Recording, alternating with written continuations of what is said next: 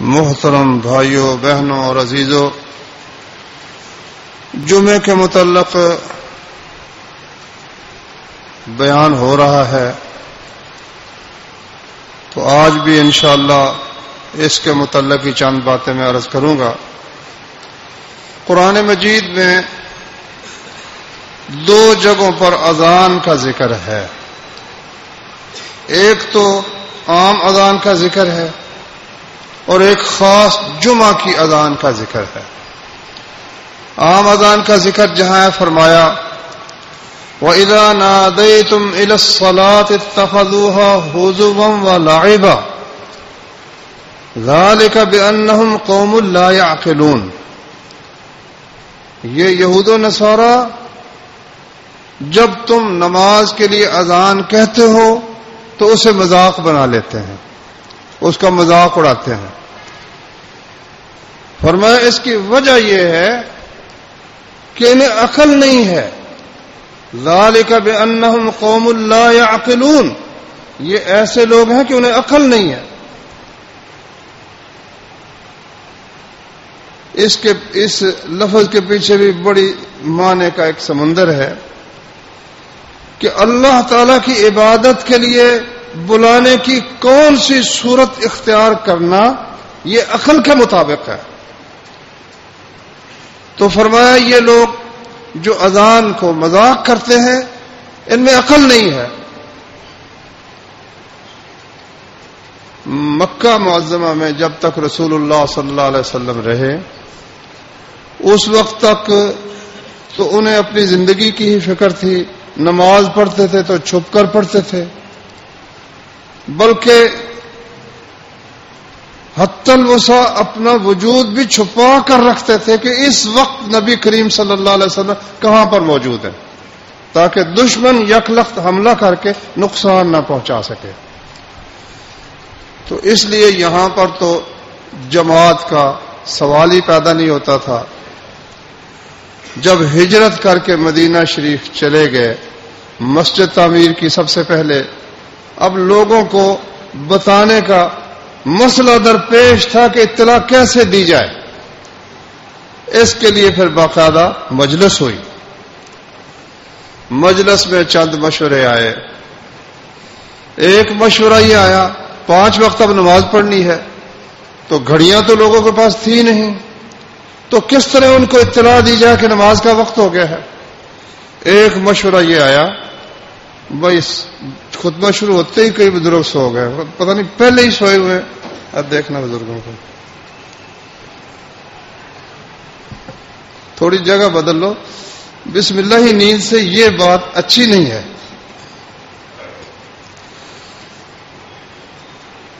کوئی ایک حدیث بھی یاد ہو گئی نا انشاءاللہ آپ کے لیے نفع بخش ہے، میرے لیے بھی نفع بخش ہے۔ میں سنا رہا ہوں الحمدللہ، جو بھائی سنیں گے علم میں اضافہ ہوگا، کہیں بیان کریں گے، کچھ عمل کی اللہ توفیق دے گا، تو سو کر ہی چلے گئے تو کیا فائدہ ہوا اس کا۔ ایک مشورہ یہ آیا کہ نماز کے وقت آگ جلا دیا کرے، جب آگ جلے گی دھواں نکلے گا تو پتہ چل جائے گا کہ مسجد نبوی سے دھوئیں کا مرغولہ اٹھا ہے، نماز کا وقت ہو گیا۔ اس پر پھر یہ اعتراض آیا کہ یہ آگ تو مجوسیوں کا نشان ہے، وہ اس کی پرستش کرتے ہیں، ہماری ان کے ساتھ مشابہت ہو جائے گی۔ مسلمانوں میں یہ بات شروع سے رہی، رسول کریم صلی اللہ علیہ وسلم نے ایسی تعلیم دی تھی کہ غیر کے ساتھ مشابہت اختیار نہیں کرنی، ہر چیز مسلمانوں کی الگ اور نمایاں ہونی چاہیے، بالکل جدا۔ اس پر یہ اعتراض آیا کہ یہ تو مجوسیوں کا طریقہ ہے۔ پھر جی بوق بگل بجانا چاہیے، بگل کی آواز بڑی بلند ہوتی ہے، تو بگل بجایا جائے گا تو آواز پہنچ جائے گی، لوگ آ جائیں گے۔ اس پر یہ اعتراض آیا کہ یہ تو یہودیوں کا طریقہ ہے۔ تیسری یہ تجویز آئی کہ گھنٹہ بجایا جائے، اس پر یہ اعتراض آیا کہ گھنٹہ بجانا تو عیسائیوں کا طریقہ ہے، پھر تو ہم ان کے طریقے پر چل نکلے۔ تجویز آخر فیصلہ یہ ہوا کہ نماز کے وقت ایک بندہ جا کر گلیوں میں اعلان کر دیا کرے کہ نماز کا وقت ہو گیا، الصلاۃ جامعۃ، نماز کا وقت ہو گیا ہے. تو یہ مشورہ ٹھہرا، اس پہ عمل شروع ہو گیا. ایک صحابی عبداللہ بن زید بن عبد ربہ ان کا نام ہے، وہ رات سوئے ایک دن، تو ایک بندہ دیکھا وہ گھنٹا اٹھا کے لے جا رہا تھا، گھنٹی جو بجائی جاتی ہے. اس نے کہا بھائی یہ گھنٹا بیچتے ہو؟ اس نے کیا کرنا ہے؟ کہتا جی ہم نے لوگوں کو اطلاع دینی ہے. بس وہ ذہن میں ایک بات اڑی رہ گئی. کہتا میں تمہیں اس سے بہتر بات بتاتا ہوں. اس نے کہا بتاؤ. وہ ایک اونچی جگہ پہ کھڑا ہو گیا، اس نے اذان کہی اللہ اکبر اللہ اکبر. دیکھو نا کلمات کتنے زبردست ہے. اللہ سب سے بڑا ہے، اللہ سب سے بڑا ہے، اللہ سب سے بڑا ہے، اللہ سب سے بڑا ہے. سبحان اللہ. اللہ کی کبریائی کا اعلان. اشہد ان لا الہ الا اللہ، اشہد ان لا الہ الا اللہ، اشہد ان محمد رسول اللہ، اشہد ان محمد رسول اللہ. حی علی الصلاۃ، آ جاؤ نماز کی طرف. حی علی الصلاۃ، حی علی الفلاح، آ جاؤ کامیابی کی طرف. حی علی الفلاح، آ جاؤ کامیابی کی طرف. اللہ اکبر اللہ اکبر، لا الہ الا اللہ. توحید کا اور نبوت کا، اللہ کی کبریائی کا اعلان. تھوڑی دیر ٹھہر کرنا، پھر وہ کھڑا ہو گیا. اس نے پھر اقامت کہی. عبداللہ بن زید بن عبد ربہ جاگے، رسول اللہ صلی اللہ علیہ وسلم کے پاس آئے. یا رسول اللہ میں نے یہ خواب دیکھا ہے. آپ نے فرمایا یہ خواب انشاءاللہ حق ہے، اللہ کی طرف سے ہے. یعنی اللہ کی وحی کے ذریعے سے بھی اس کی تائید ہو گئی. فرمایا بلال کی آواز تم سے بلند ہے، اس لیے تم ان کو یہ لفظ بتاتے جاؤ اور بلال اذان کہیں گے. معلوم ہوا اس بات کا خیال پہلی اذان میں بھی رکھا گیا کہ اذان کہنے والا بلند آواز والا ہونا چاہیے، جس کی آواز بلند ہو اور خوبصورت بھی ہو. تو یہ ہے بھائیو اذان کی ابتدا. اب وہ بے عقل کیسے ٹھہرے؟ ایک تو یہ ہے کہ جو اپنی طرح سے بڑے دانش مند بنے پھرتے ہیں، آگ جلانے میں، گھنٹا بجانے میں، بگل بجانے میں کوئی مفہوم، کسی عقیدہ کا اظہار، اللہ کے نام کی بلندی، اپنے نبی کی نبوت کی شہادت کچھ بھی نہیں ہے. کچھ بھی نہیں ہے. بے معنی چیز ہے بھائی. آگ جل رہی ہے، گھنٹا بج رہا ہے. دیکھو بیوقوف لوگ ایک جو بمعنی چیز ہے اس پر اعتراض کر رہے ہیں. پھر دیکھو گھنٹے کے لیے بھی گھنٹی میسر ہونی ضروری ہے نا، بگل بھی میسر ہونا ضروری ہے. آگ جلانے کے لیے بھی کچھ لکڑیاں ہونی چاہیے، اور اس کے لیے کسی چیز کی ضرورت ہی نہیں ہے. آپ شہر میں ہیں اذان کہہ سکتے ہیں، آپ پہاڑ پر ہیں وہاں بھی اذان کہہ سکتے ہیں، آپ جیل میں ہیں اور گرفتار ہیں وہاں بھی اذان کہہ سکتے ہیں، کافر کی عدالت میں وہاں بھی اذان کہہ سکتے ہیں. یہاں متحدہ ہندوستان میں جب مسلمان گرفتار ہوتے، مجاہدین گرفتار ہوتے، نماز کا وقت ہو جاتا نا، وہ کہتے بھائی ہمیں نماز کے لیے وقت دو. وہ کہتے نہیں ہمارا ٹائم نہیں، عدالت کا ٹائم. وہ وہیں بھی اللہ اکبر اللہ اکبر، اور ایک کی وجہ سارے ہی شروع ہو جاتے اللہ کے وجہ سے. انہوں نے کہا یار ان کو ٹائم دو، نماز پڑھنے دو.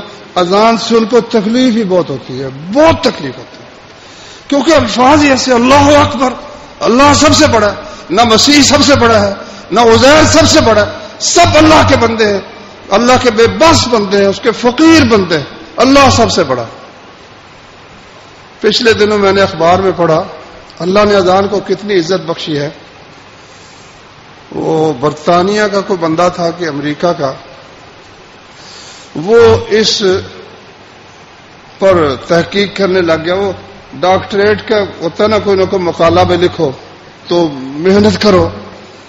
وہ اس بات پر لگ گیا کہ اس وقت اس زمین کے اوپر سب سے زیادہ آواز جو ساری زمین پر پھیلی ہوئی وہ کیا ہے.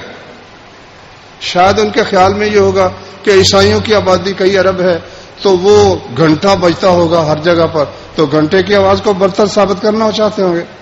اچھا وہ اس سلسلے میں عیسائی ملکوں میں بھی گیا، کمیونسٹ ملکوں میں بھی گیا، مسلمان ملکوں میں بھی گیا،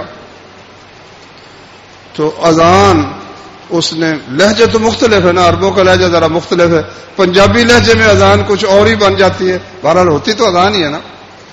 اس نے آخر خلاصہ یہ نکالا کہ فضا کے اندر، اس زمین کے اوپر، اس فضا کے اندر سب سے زیادہ آواز جو گونج رہی ہے نا، وہ اذان کی آواز ہے، سب سے زیادہ آواز گونج رہی ہے۔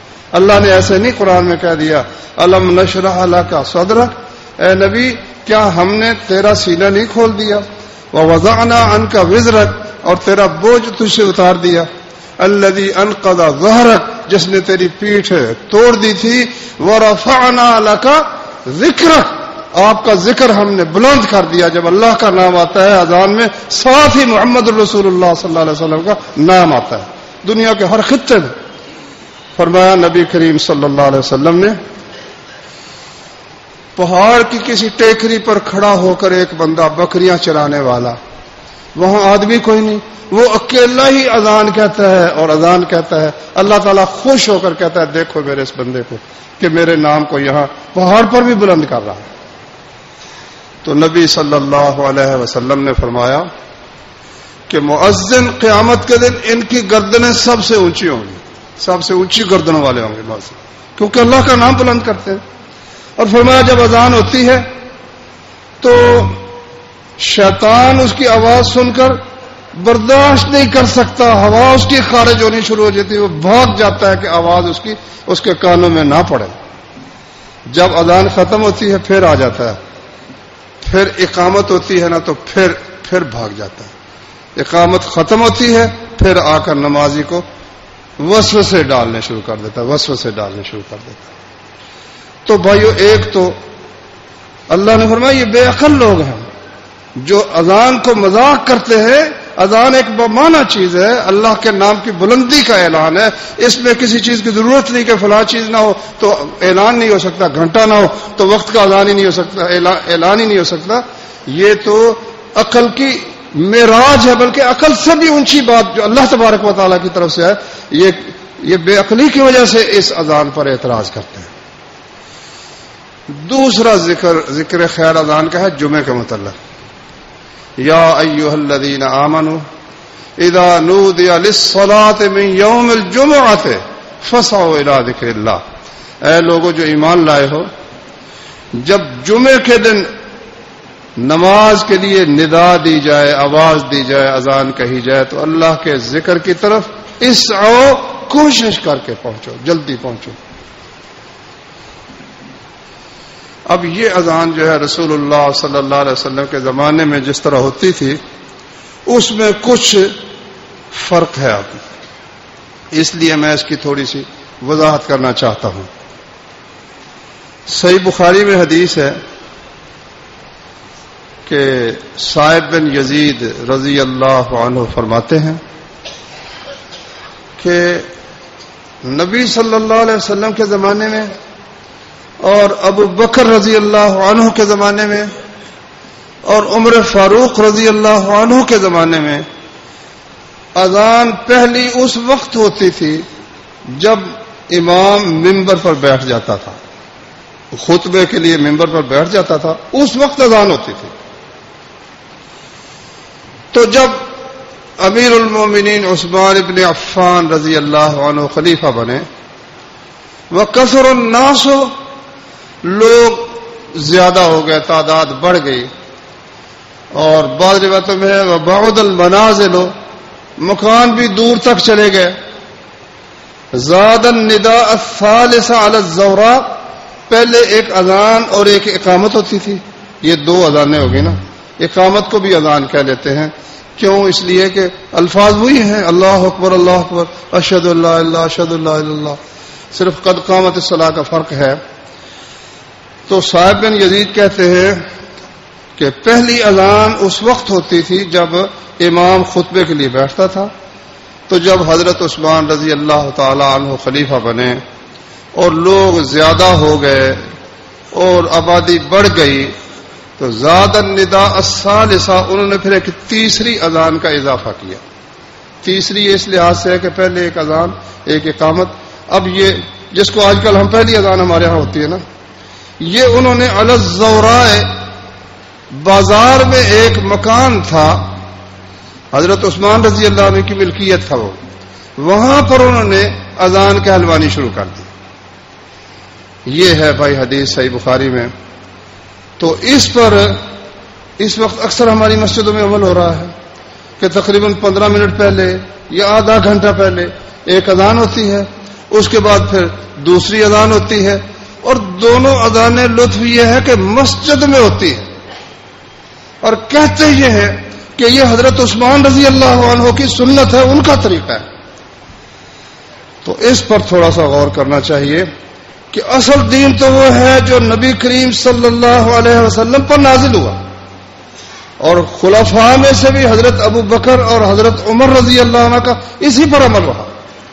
حضرت عثمان رضی اللہ تعالی عنہ نے جو اذان کا اضافہ کیا تو اس اضافے کی ایک معقول وجہ تھی کہ لوگوں کی اطلاع کے لیے سپیکر تو اس وقت تھے نہیں، اذان تو کہی جاتی تھی بغیر سپیکر کے. اب جب آبادی بڑھی تو آبادی بڑھنے کے ساتھ انہوں نے مسجد سے ذرا فاصلے پر جو ایک مقام تھا وہاں بھی اذان کہلوائی تاکہ لوگوں کو اطلاع ہو جائے اور وہ مسجد کی طرف آ جائے، جمعے میں شریک ہو جائے. اب بھی اگر کوئی شخص سنت عثمان پر بھی عمل کرنا چاہتا ہے تو اس کا طریقہ یہ نہیں ہے کہ مسجد میں 2 اذانیں کہلوائی جائے. اس کا طریقہ تو یہ ہے کہ پھر جہاں اس مسجد کی آواز نہیں جاتی اور لوگوں نے یہاں، کیونکہ مسجد نبوی میں تو ایک ہی جمعہ ہوتا تھا پورے مدینے میں، حتیٰ کہ قباء سے بھی لوگ مسجد نبوی میں آ کر ہی جمعہ پڑھتے تھے، الگ الگ جمعہ نہیں ہوتا تھا. تو اس وقت تو اس کی ضرورت تھی. اب پہلی بات تو یہ ہے کہ سپیکر ہو گئے ماشاءاللہ، سپیکروں سے آواز ہر جگہ پہنچ جاتی ہے. اور دوسری یہ کہ اب جمعہ ایک ہی تو نہیں نہ ہوتا، یہاں جمعہ ہو رہا ہے ماشاءاللہ، تھوڑی دور آگے جہاں مسجد علی میں ہو رہا ہے، اسی طرح ہر جگہ جمعہ ہو رہا ہے، اذان وہاں پہنچ رہی ہے. تو اس لیے اس کی ضرورت ہی نہیں ہے. بہترین جو ہے نا ہر خطبے میں جو رسول اللہ صلی اللہ علیہ وسلم فرماتے تھے خیر الہدی ہدی محمد صلی اللہ علیہ وسلم، سب سے بہتر طریقہ کس کا ہے؟ حضرت محمد صلی اللہ علیہ وسلم کا طریقہ. تفسیر قرطبی میں لکھا ہے کہ کوفے میں جب حضرت علی رضی اللہ عنہ خلیفہ بنے تو وہ ایک اذان ہی کہلواتے تھے، یہ پہلی اذان وہ نہیں کہلواتے تھے. حضرت عثمان رضی اللہ عنہ کے بعد حضرت علی رضی اللہ تعالیٰ عنہ ایک ہی اذان کہلواتے تھے، یہ قرطبی میں لکھا ہوا. اور عبداللہ بن عمر رضی اللہ عنہ کا لکھا ہے مصنف ابن ابی شیبہ میں کہ انہوں نے فرمایا کہ اذان یہ تو نبی صلی اللہ علیہ وسلم کے زمانے میں، ابو بکر عمر کے زمانے میں ایک ہی ہوتی تھی، یہ تیسری اذان جو ہے یعنی جو پہلی ہے یہ تو ایک نئی چیز ہے، انہوں نے اس کو نئی چیز قرار دی. تو اس لیے بھائیوں ہمارے یہاں بھی الحمدللہ ایک ہی اذان ہوتی ہے جیسا کہ رسول اللہ صلی اللہ علیہ وسلم کے زمانے میں ہوتی تھی. اور اگر امیر المومنین عثمان ابن عفان رضی اللہ تعالی عنہ کے طریقے پر کوئی شخص عمل کرنا چاہتا ہے تو اس کا طریقہ یہ نہیں ہے کہ مسجد میں ہی ایک اذان پہلے کہی جائے پھر ایک اذان دوسری کہی جائے.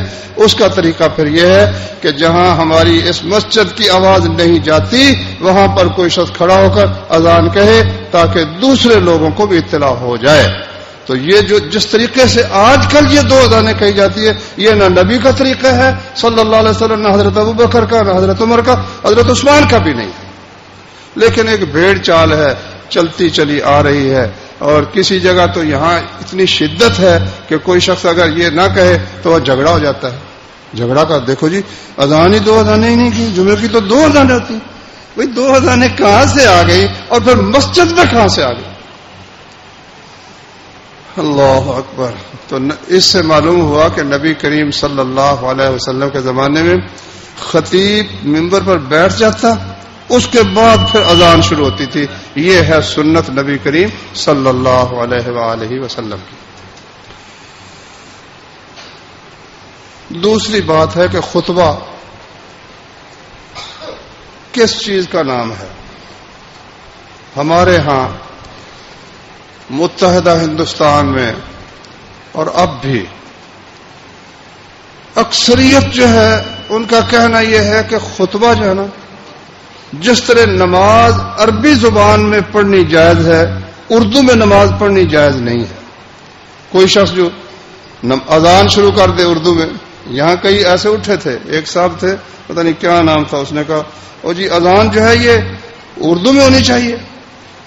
مصطفیٰ کمال پاشا ترک تھا نا, اس نے بھی کہا بھی ترکی میں اذان ہونی چاہیے, مگر اس سے مسلمانوں کی وحدت ختم ہوتی ہے. ترکی میں اذان ہو رہی ہے, ترکی زبان کے اندر, پاکستان میں ہو رہی ہے اردو کے اندر, کہیں پنجابی کے اندر, کہیں سندھی کے اندر, کہیں انگلش کے اندر, ایک چیز تو نہ رہ گئی. اس لیے مسلمانوں کی وحدت کے لیے اذان کے لفظ بھی ایک ہیں, نماز کے لفظ بھی ایک ہیں, کیونکہ نماز ہے ذکر. اللہ نے قرآن میں فرمایا اقم الصلاۃ لذکری, نماز میرے ذکر کے لیے قائم کرو, اس میں میری یاد ہے. تو جب ہم ذکر کریں گے نا, اس وقت ہم انہی کلمات کے ساتھ کریں گے جو عربی زبان میں ہیں, جو قرآن مجید میں آئے ہیں, جو رسول اللہ صلی اللہ علیہ وسلم نے بتائے, ان میں ہم ذکر کریں گے. اچھا, تو اب بہت سے لوگ ایسے ہیں کہ وہ کہتے ہیں جی خطبہ جو ہے نا یہ بھی عربی میں ہی ہونا چاہیے. اگر اردو میں خطبہ دے گا یا کسی اور زبان میں خطبہ دے گا یہ خطبہ نہیں ہے. جس طرح اگر اردو میں نماز پڑھے تو نماز نہیں ہے, اسی طرح اگر خطبہ اردو زبان میں دے یا عربی کے سوا کسی اور زبان میں دے تو خطبہ نہیں ہوتا. خطبہ ہوا نہیں تو جمعہ بھی نہیں ہوا, تو بیکار ہو گیا, کوئی فائدہ ہی نہیں ٹھہرا. تو علماء نے پھر اس سے پہلے بھی انہوں نے کہا نہیں, ذرا غور کرو, نماز کا اور خطبے کا ایک بنیادی فرق ہے. نماز صرف ذکر ہے, نماز صرف ذکر ہے. خطبہ کا لفظی معنی خطاب, خطبہ کا لفظی معنی خطاب ہے نا. میں آپ سے خطاب کر رہا ہوں, تو میں جو آپ سے خطاب کر رہا ہوں تو آپ میری بات سمجھ ہی نہیں رہے. وہ کیا خطاب ہے کہ خطاب کرنے والا خطاب کر رہا ہے, سننے والا سونی اس کو سمجھ ہی نہیں رہا. زبان ہے یار من ترکی, اور من ترکی نمی دانا, میرے دوست کی زبان ترکی ہے, مجھے ترکی آتی نہیں. خطیب صاحب تقریر کر رہے ہیں عربی کے اندر, جوش و خروش کے ساتھ کر رہے ہیں, سننے والے کو پتہ ہی نہیں کیا کہہ رہا ہے اور کیا نہیں کہہ رہا. تو سب سے پہلی بات تو یہ ہے کہ لفظ خطبہ جو ہے, لفظ خطبہ یہ اس بات کی دلیل ہے کہ بیان کرنے والے کو سننے والوں کی زبان میں بات کرنی چاہیے تاکہ اس کو سمجھ سکے. دوسرا, صحیح مسلم میں ایک حدیث ہے, اس میں ہے کہ جمعے کے اندر کان النبی صلی اللہ علیہ وسلم, آپ جب خطبہ دیتے, یقرأ آیات من القرآن, قرآن کی چند آیات پڑھتے, وَيُذَكِّرُ النَّاسِ, لوگوں کو نصیحت کرتے. ذکر یذکر, ایک ہے ذکر اللہ کی یاد, ایک ہے تذکیر. تذکیر کا معنی کیا ہے؟ نصیحت کرنا. وَيُذَكِّرُ النَّاسِ, لوگوں کو نصیحت کرتے. اچھا, اب میں عربی زبان میں خطبہ بڑا فصیح و بلیغ آپ سب بھائیوں کو دیتا ہوں, کیا آپ کو اس سے کچھ نصیحت حاصل ہوگی؟ جو سمجھے گا ہی نہیں وہ آپ کو نصیحت کیسے حاصل ہوگی؟ نصیحت تو تبھی حاصل ہوگی کہ آپ میری بات سمجھ رہے ہوں. تو اس لیے میرے بھائیوں, ایک لفظ خطبہ اس کی دلیل ہے کہ جو سننے والے ہیں ان کی زبان میں بھی, عربی زبان میں بھی ٹھیک ہے, آیات پڑھو, نبی صلی اللہ علیہ وسلم پڑھتے تھے, احادیث بھی پڑھو, لیکن ان کی زبان میں بھی ان کو نصیحت کرو, خطاب کرو. تو ایک تو یہ لفظ خطبہ اس کی دلیل ہے, اور ایک یذکر الناس, قرآن میں ویسے یہ ہے اذا نودی للصلاۃ من یوم الجمعۃ فاسعوا الی ذکر اللہ, یہ ذکر اللہ بھی ہے, خطبہ ذکر اللہ بھی ہے. شروع یہاں سے ہوتا ہے الحمدللہ, اللہ کا ذکر ہے, اللہ کی تعریف ہے, لیکن صرف ذکر نہیں ہے, اس میں تذکیر بھی ہے, اس میں نصیحت بھی ہے, اس میں خطاب بھی ہے. تو مدت دراز تک یہاں ہمارے بھائی الجھن میں پڑے رہے. لوگوں کی تعلیم کا یہ اتنا بہترین موقع ہے ماشاءاللہ کہ جو شخص بے شک کچھ مطالعہ نہ کرے, اگر اس کو کوئی اچھا بیان کرنے والا, نصیحت کرنے والا, قرآن و سنت بیان کرنے والا خطیب میسر ہو جائے اللہ کے فضل و کرم سے, تو وہ بغیر کسی مطالعے کے اچھا خاصا عالم بن جاتا ہے.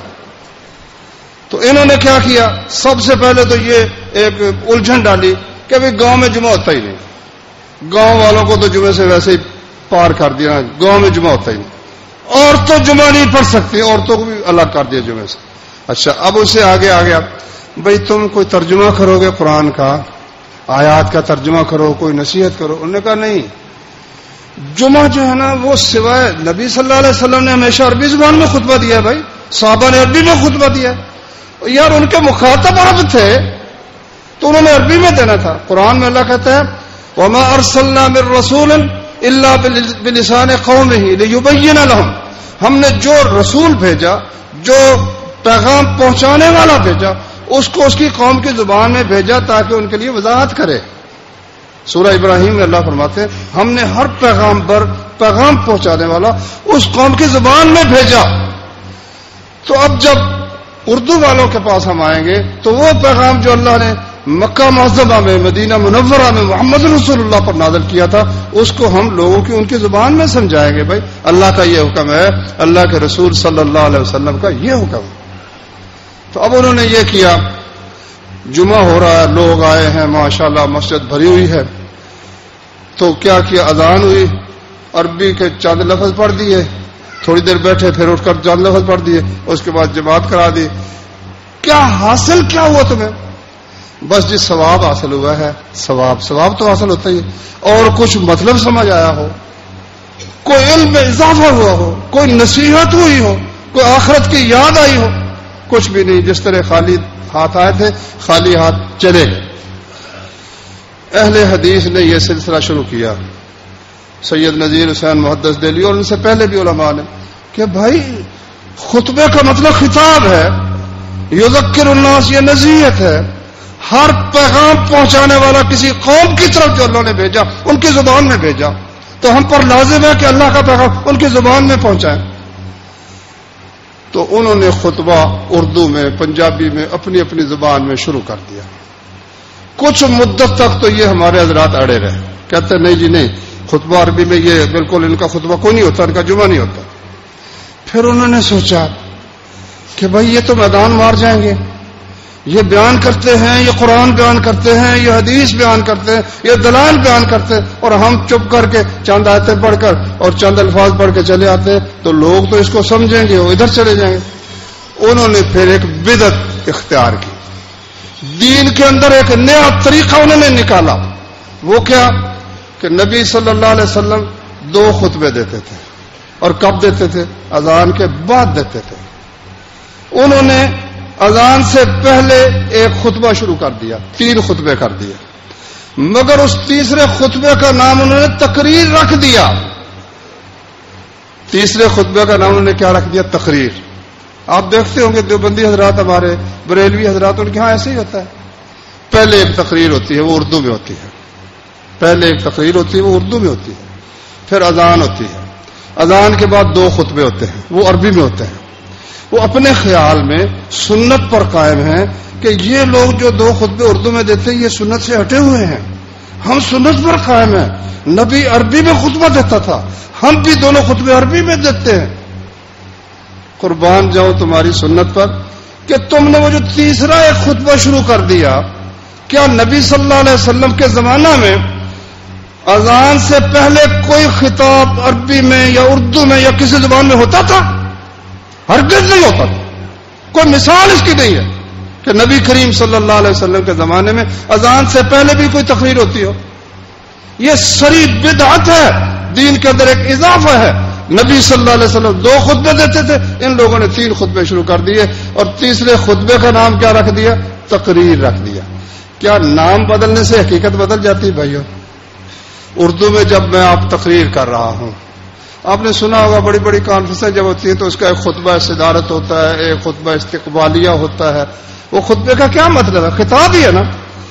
تو اردو میں خطاب جس سے تم بھاگ رہے تھے، جس کو تم کہہ رہے تھے نبی کا طریقہ نہیں ہے، وہ تم نے خود شروع کر دیا، اور پھر ایک اس پر اضافہ یہ کیا کہ اذان سے پہلے تم نے وہ کام کیا جو اللہ کے رسول صلی اللہ علیہ وسلم نے نہیں کیا۔ تو اس لیے بھائیو اصل طریقہ نبی کریم صلی اللہ علیہ وسلم کا یہی ہے کہ اذان کہی جائے، اذان کے بعد 2 خطبے ہوں، اور دونوں خطبے میں قرآن کی آیت ضرور پڑھی جائے، کیونکہ نبی صلی اللہ علیہ وسلم قرآن کی چند آیات پڑھتے تھے۔ وَيُذَكِّرُ النَّاسَ، اور لوگوں کو نصیحت ضرور بالضرور ہو۔ جس خطبے کے اندر قرآن کی آیت بیان نہیں ہوئی اور لوگوں کو نصیحت نہیں ہوئی، وہ خطبہ نہیں ہے۔ وہ کس طرح خطبہ ہو سکتا ہے؟ اس میں نصیحت ہی نہیں، کسی کو خطاب ہی نہیں۔ اچھا، اب خطبے کے متعلق ایک بات اور یاد رکھیں، پیارے پیغمبر صلی اللہ علیہ وسلم نے فرمایا طول صلاۃ الرجل وقصر خطبتہ مئنۃ من فقہ الرجل، آدمی کی نماز کا لمبا ہونا اور اس کے خطبے کا چھوٹا ہونا یہ اس کی سمجھداری کی دلیل ہے، یہ اس کی سمجھداری کی دلیل ہے۔ اس سے معلوم ہوا کہ خطبہ چھوٹا ہونا چاہیے، نماز لمبی ہونی چاہیے۔ اچھا، اب اس کے سمجھنے میں ہمارے بعض بھائیوں کو بھی غلطی لگی ہے۔ انہوں نے کہا اس کا مطلب یہ ہے کہ نماز کی بنسبت خطبہ چھوٹا ہونا چاہیے، اور نماز کے متعلق آتا ہے کہ رسول کریم صلی اللہ علیہ وسلم جمعے کی نماز جب پڑھاتے تو دو قسم کی حدیثیں آتی ہیں۔ ایک تو یہ کہ آپ پہلی رکعت میں سورہ سبح اسم ربک الاعلی پڑھتے، اور دوسری رکعت میں هل اتاک حدیث الغاشیہ پڑھتے ہیں۔ اور عید کی نماز بھی اگر ہوتی تو عید میں بھی نبی صلی اللہ علیہ وسلم یہ صورتیں پڑھتے ہیں۔ اور دوسری حدیث میں ہے کہ نبی صلی اللہ علیہ وسلم جمعے کی نماز کے اندر پہلی رکعت میں سورۃ الجمعہ پڑھتے، دوسری میں سورۃ المنافقون پڑھتے۔ اچھا، اب دیکھیں کہ یہ دونوں صورتیں سبح اسم ربک الاعلی اور هل اتاک حدیث الغاشیہ پڑھی جائیں تو 10 منٹ لگ جائیں گے، زیادہ سے 2 رکعت 10 منٹ لگ جائیں گے، چلو 12 لگ جائے، چلو بہت ہی زیادہ ہو تو 15 منٹ لگ جائیں گے، اول 15 نہیں لگتے، 10 منٹ کے اندر کام ہو جاتا ہے۔ تو اس کا مطلب یہ ٹھہرا کہ نماز کی بنسبت خطبہ چھوٹا اگر کرے تو پھر خطبہ تو ہونا چاہیے سارا پورا 8 منٹ کا ہونا چاہیے یا 7 منٹ کا ہونا چاہیے، لیکن یہ مطلب درست نہیں ہے۔ مطلب اس کا یہ ہے کہ نمازوں میں سے نماز لمبی ہونا اور تقریر میں سے تقریر چھوٹی ہونا یہ آدمی کی عقل مندی کی دلیل ہے۔ اور اس جو میں نے مطلب بیان کیا ہے اس کی دلیل کیا ہے؟ دلیل اس کی یہ ہے کہ رسول اللہ صلی اللہ علیہ وسلم کے خطبات پر آپ غور کریں تو کہ اندازہ کیا ہوتا ہے اس سے کہ آپ کا خطبہ کتنے وقت کا ہوتا تھا، اس پر اگر غور کریں گے تو انشاءاللہ آپ کو بات سمجھ آ جائے گی۔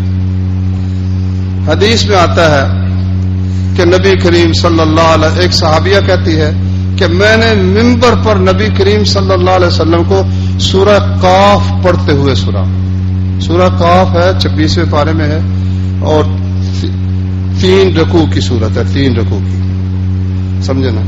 تو سمجھو وہ پارے کے چھٹے حصے کے برابر ہے، چھٹے حصے کے یا تقریباً اتنی ہے۔ وہ کہتی ہیں جتنے جمعے انہوں نے سنے نا، وہ کہتی ہیں ہر جمعے میں ہی سورہ قاف پڑھتے، ہر جمعے میں ہی سورہ قاف پڑھتے تھے۔ اور کہتی ہے میں نے سن کر آپ سے سورہ قاف یاد کر لی، سورہ قاف میں نے آپ سے سن کر جمعے کے خطبے میں نے حفظ کر لی۔ اچھا، اب اس کو بھی ذہن میں رکھو۔ ایک روایت میں ہے کہ میں نے رسول اللہ صلی اللہ علیہ وسلم سے جمعے کے خطبے میں سورہ براءت، سورہ توبہ پوری سنی۔ سورہ توبہ پورے 1 پارے کی صورت ہے، پورے 1 پارے کی صورت ہے سورہ توبہ۔ وہ منبر پر رسول اللہ صلی اللہ علیہ وسلم نے خطبہ دیتے ہوئے پوری صورت پڑھی۔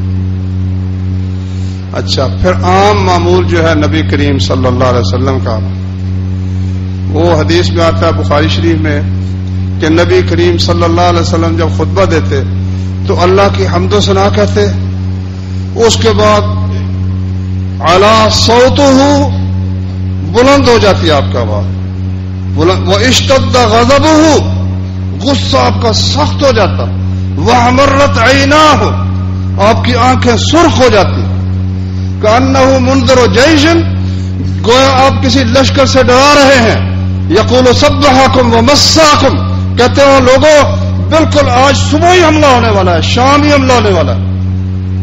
پھر ایک خطبہ دے کر اس طرح کا پھر بیٹھ جاتے، بیٹھ کر اٹھ کر پھر دوسرا خطبہ دیتے، تو میرے بھائیوں یہ حالت پیدا ہونے کے لیے کہ آدمی کی آواز بلند ہو جائے، اس کا جو ہے چہرہ سرخ ہو جائے، احمر وجہہ، آپ کا چہرہ سرخ ہو جاتا اور آواز پوری بلند ہو جائے اور غصہ شدید ہو جائے، کیا خیال ہے 6-7 منٹ میں یہ کام ہو جاتا ہے؟ اگر نماز کی بنسبت خطبہ چھوٹا مراد ہے تو اتنے وقت میں ہو جاتا ہے۔ تو مطلب یہ ہے کہ یہ خطبہ جب شروع کرتے ہیں کئی بھائی اس کو کھینچتے ہی چلے جاتے ہیں، گھنٹہ گھنٹہ 1.5 گھنٹہ۔ میری سمجھ میں تو ہم یہ جو پونا گھنٹہ کرتے ہیں یہ بھی کچھ تھوڑا سا زیادہ ہی ہے، اس کو اگر تھوڑا سا کم کر لے تو انشاءاللہ اس میں حرج کی بات کوئی نہیں۔ تو مولانا اسماعیل صاحب رحمۃ اللہ علیہ تو آدھا گھنٹہ دیتے تھے خطبہ، اور وہ بھی کافی ہوتا تھا، اگر آپ یاد کو رکھے نا تو وہ بھی بہت ہے۔ تو اس حدیث کا مقصد جو ہے وہ بس اتنا ہی ہے کہ خطبہ دیتے وقت خود تقریر کرتے ہی چلے جانا۔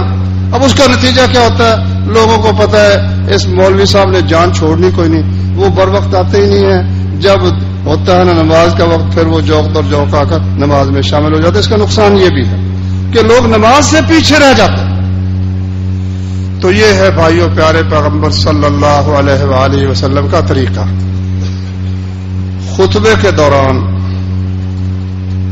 نبی کریم صلی اللہ علیہ وسلم کے زمانے میں، اب تو اکثر لوگوں نے یہ طریقہ بنایا ہے کہ تقریر ہوتی ہے نا، پہلے تقریر میں لوگ ان کے آتے ہیں، وہ مسنون خطبہ تو ہے نہیں، اس لیے وہ ان کو کہتے ہیں بھائی جو آئے نا بیٹھتے جائیں بیٹھتے جائیں، تشریف رکھے، سنتوں کے لیے ہم آپ کو وقت دیں گے، سنتوں کے لیے ہم آپ کو وقت دیں گے۔ نہیں، یہ اللہ کے نبی صلی اللہ علیہ وسلم کا طریقہ نہیں ہے۔ طریقہ یہ ہے کہ جب خطبہ شروع نہیں ہوا تو جو شخص آیا ہے وہ بیٹھنے سے پہلے 2 رکعت ادا کرے، مسجد کا حق ہے۔ جب خطبہ شروع ہو جائے تو ایک صحابی آئے، ان کا نام تھا سلیق غطفانی رضی اللہ عنہ، مسلم شریف میں حدیث ہے، وہ آئے اور آ کر بیٹھ گیا۔ نبی کریم صلی اللہ علیہ وسلم نے فرمایا بھائی تم نے 2 رکعتیں پڑھی ہیں؟ کہتے جی نہیں۔ فرمایا اٹھو اور پڑھو، اور ساتھ یہ الفاظ ارشاد فرمائے اذا جاء احدکم والامام یخطب فلیصلی رکعتین، جب تم میں سے کوئی شخص آئے امام خطبہ دے رہا ہو تو وہ 2 رکعتیں پڑھے، ولیتجوز فیہما، مختصر پڑھے، لمبی نہ شروع کر دے، مختصر 2 رکعتیں پڑھ کر خطبے کے لیے بیٹھ جائے۔ تو بھائیوں اس کی طرف لوگوں کی بہت کم توجہ، لوگ آتے ہیں ویسے ہی بیٹھتے چلے جاتے ہیں، اور کئی کہتے ہیں جی ہم آپ کو وقت دیں گے۔ اب اللہ کے رسول صلی اللہ علیہ وسلم سے کہیں یہ ثابت ہو کہ آپ ان سنتوں کے لیے الگ وقت دیتے ہو کہ جو آئے وہ بیٹھتے جائیں، مسجد کے ادب کا خیال ہی نہ کرے، بغیر رکعتیں پڑھنے کے ویسے ہی بیٹھتے جائیں، جس طرح کو خالہ کا گھر ہوتا اللہ کا گھر نہیں ہوتا۔ نہیں، آئے جو وہ 2 رکعتیں پڑھے، 2 رکعتیں پڑھ کر بیٹھے، اور یہ طریقہ جو ہے کہ بیٹھتا جائے اور اس کے بعد 2 اس کو رکعتوں کا وقت دیا جائے گا۔ چلو تقریر کے بعد تو آپ نے دے دیا، لیکن جب خطبہ شروع ہو گیا اب آپ اس کو کہتے رکعتیں آپ پڑھ نہیں سکتے، وہ کس وقت رکعتیں پڑھے گا بھائی؟ آپ نے تو وہ 2 عربی خطبے دے کر جماعت کھڑی کر دینی، وہ رکعتیں کب پڑھے گا؟ تو یہ رسول اللہ صلی اللہ علیہ وسلم کا حکم ہے۔ اور یاد رکھیں جمعے کے خطبے کا اجر و ثواب صرف اس شخص کو ملتا ہے جو خطبے کے اندر خاموشی کے ساتھ بیٹھا رہے، خاموشی کے ساتھ بیٹھا رہے۔ نبی صلی اللہ علیہ وسلم نے فرمایا کہ جس شخص نے اپنے کسی ساتھی کو بھی کہہ دیا نا چپ کر، اس نے بھی لغو حرکت کی، اور بعض حدیثوں میں جس نے جمعے کے خطبے میں کلام کیا اس کی مثال اس گدھے کی ہے جس کے اوپر بوجھ لدے ہوئے کتابوں کے، مگر اس کو کچھ خبر نہیں کہ میرے اوپر کیا چیز لدی ہوئی۔ اور بعض روایتوں میں ہے کہ جس نے جمعے کے اندر بات کی اس کا جمعہ ہی نہیں ہے، جمعے کا اجر و ثواب اس کا ضائع ہو گیا۔ تو اس لیے اس بات کا بہت خیال رکھنا چاہیے۔ ہمارے ان بھائیوں نے چونکہ خطبے کو اور تقریر کو الگ کر دیا، اس لیے پہلی تقریر میں وہ نعرے بھی مرواتے رہتے ہیں، کیونکہ وہ خطبہ مسنون ہے ہی نہیں، اس میں بے نعرے مارو، اس میں بے جو نعتیں گاؤ، اس میں جو مرضی کرتے رہو، وہ نبی کا طریقہ ہے ہی نہیں، وہ تمہارا اپنا طریقہ ہے۔ خطبہ وہ ہے جو اذان کے بعد ہوتا ہے، اس سے پہلے جو کچھ ہے وہ بدعت ہے، دین کے اندر ایک نئی چیز تم لوگوں نے ایجاد کی ہوئی ہے۔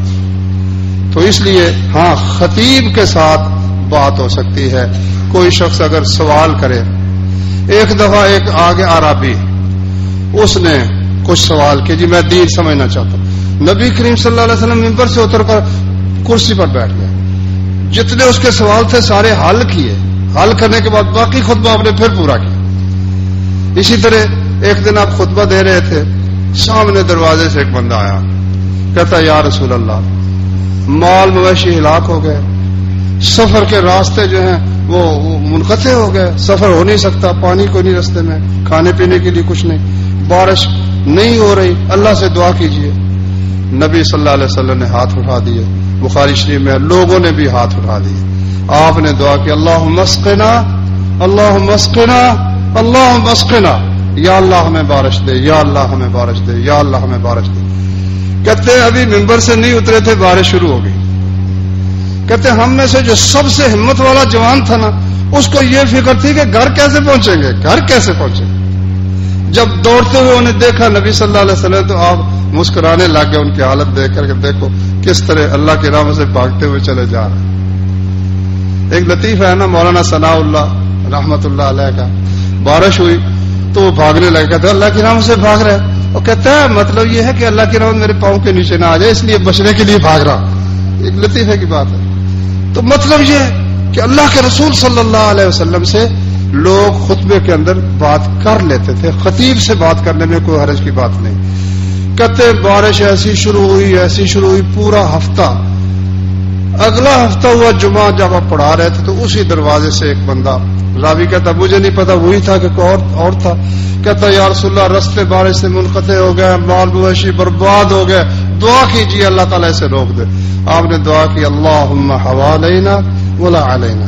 ہمارے ہاں جب بارش زیادہ تو کیا کرتے ہیں، اذانیں کرتے ہیں، اذانیں اٹھ کر کمروں مکانوں کے اوپر اذانیں کہنی شروع کر. یہ ہے جہالت، اس کو کہتے ہیں.